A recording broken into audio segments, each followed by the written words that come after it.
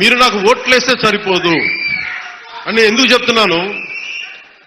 5 సంవత్సరాల పిఠాపురంలో గత ప్రభుత్వంలో ఒక్కసారి మీరు ప్రతి ఒక్కరు మేధావులు చాలా మంది ఉన్నారు, పత్రికేయులు ఉన్నారు, చాలా మంది విభిన్నమైన పార్టీల నాయకులు ఉన్నారు. ఈ గత 5 సంవత్సరాల కాలంలో ఎన్ని కోట్లు ఖర్చు పెట్టారో ఒకసారి అడగమని చెప్పండి. నువ్వు పేరంటాలకి రాలేదు, పబ్బాలకి రాలేదంటే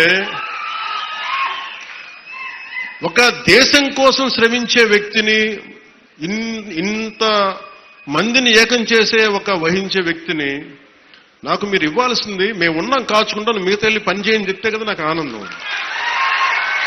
అలా కాకుండా వచ్చి నేను వ్యవస్థని బలోపేతం చేయడానికి వచ్చాను. అంటే నా అవసరం లేని నిజమైన నాయకత్వం ఏంటి? నాయకుడు అవసరం లేకుండా పనులు జరిగిపోవాలి సింగపూర్ లాగా.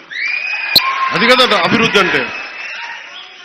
ఏ పని కావాలన్నా ఎమ్మెల్యే గారి ఇంటికి వెళ్తే కానీ పనులు అవ్వండి, అట్లా అంటే అది అభివృద్ధి కానట్టే కదా లెక్క. అంటే గత ప్రభుత్వంలో మీరు ఎంత ఖర్చు పెట్టారో ఒకసారి చూడండి. నేను గత ఏడాది 308 కోట్లతోటి పిఠాపురం అభివృద్ధికి మనం ఖర్చు పెట్టాం. మీరు చూడండి. అలాగే ఇప్పుడు 200, అది దాదాపు 60-70% పనులు అవుతున్నాయి, అయిపోయినాయి, ఇంకా 30% మిగిలినాయి. ప్రాబబ్లీ టార్గెట్ ఇచ్చింది మార్చికి అయిపోవాలి. ఇప్పుడు మనం 211 కోట్లతోటి అదనపు అభివృద్ధి కోసం మనం ముందుకు తీసుకెళ్తాం.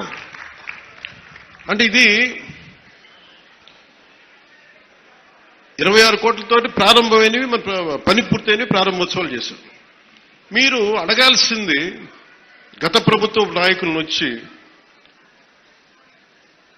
వాళ్ళు వారి పాలనలో ఏం చేశారని అడగండి. వాళ్ళు తిమ్మేశారు అని చెప్పి నేను ఏం చెప్పాను? నా దగ్గర ఛానల్స్ లేవు. నేను లాస్ట్ టైం చెప్పాను, ఎలక్షన్ టైంలో 2016-17 టైం నుంచి మొన్న దాకా ఏం చెప్పాను, నాకు ఛానల్స్ లేవు. మీరే నా గడవ, నా జన సైనికులకి, మా వీర మహిళలకి చెప్పాను. మీరే నా బలం.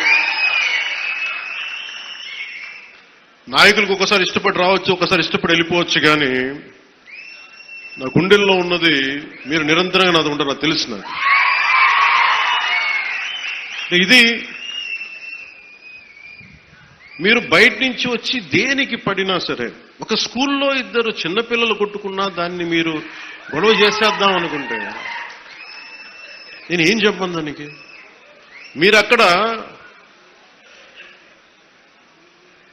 పులివెందులు అక్కడ వాళ్ళ సొంత బాబాయ్ గారిని చంపినా కానీ అది న్యూస్ కాదు. ఇక్కడ ఇద్దరు బిడ్డలు ఉట్టినే కొట్టుకుంటాం, స్కూల్లో కొట్టుకోరా? నాయకులే కొట్టుకుంటున్నప్పుడు స్కూల్లో చిన్నపిల్లలు ఎందుకు మాట గారు? పెద్ద స్థాయి ఆలోచన పరిధుల నాయకులే మాట అనుకున్నప్పుడు చిన్నపిల్లలు ఏదో అనుకుంటారు, దాన్ని కులాలు పట్టుకొచ్చేస్తాం. మరి ఇదే మీరు అడగాల్సిన ప్రశ్న.